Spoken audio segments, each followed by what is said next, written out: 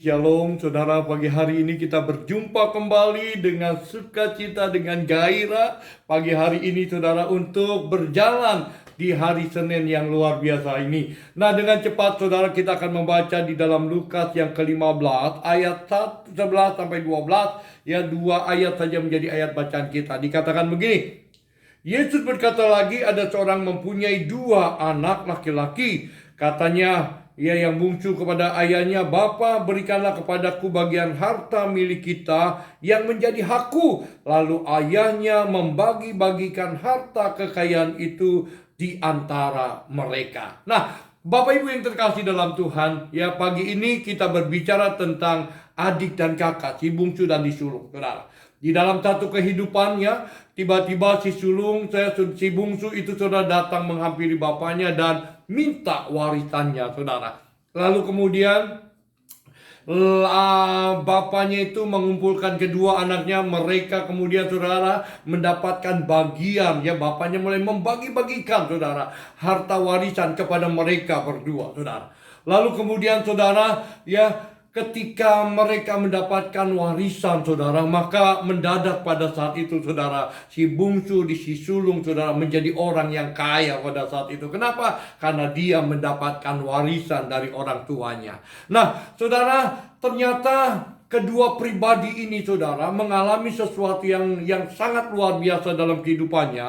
Maka kemudian ada sikap yang harus kita pelajari bersama-sama. Dengan sekali lagi saudara bahwa Tuhan itu memang selalu rindu untuk memberkati kita. Tetapi jangan salah saudara, ternyata berkat-berkat yang kita terima bisa juga menjadi ujian kerohanian kita. Saya ulangi, berkat-berkat yang kita terima saudara hari ini bisa juga menjadi ujian di dalam kerohanian kita. Nah, dari dua pribadi ini antara si sulung dan si bungsu ini saudara, ketika dia mendapatkan haknya saudara menjadi orang yang luar biasa menerima berkat-berkat dari bapaknya, maka ada dua sikap saudara yang ingin saya angkat. Yang pertama adalah seorang yang bernama sulung saudara.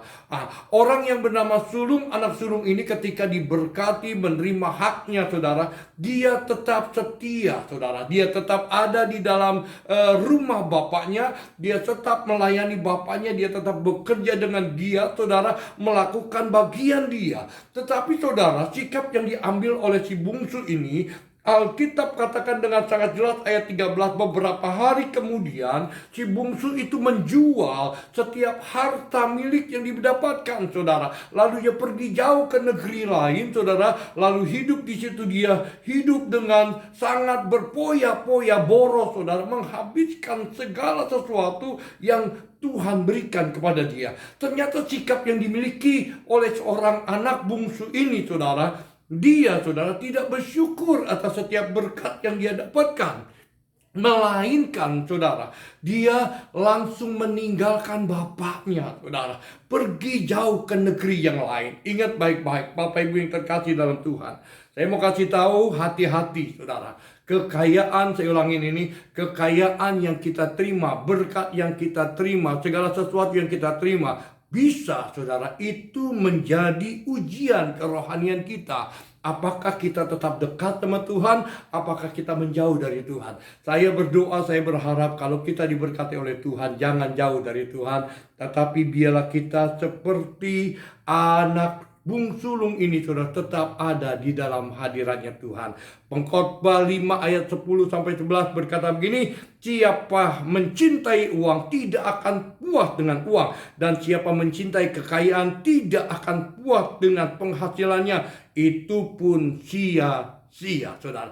Mari kita hadapi, kita terima setiap berkat yang Tuhan berikan dengan ucapan syukur saudara.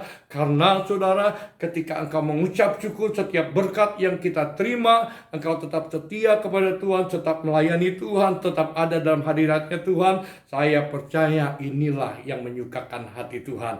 Kerohanian kita tetap saudara ada di dalam rule-nya Tuhan. Ingat, kekayaan, harta benda yang Tuhan titipkan dalam hidupmu bisa juga itu menjadi ujian kerohanianmu. Tetap setia, jangan tinggalkan Tuhan, tetap semangat. Tuhan berkati kita. Shalom.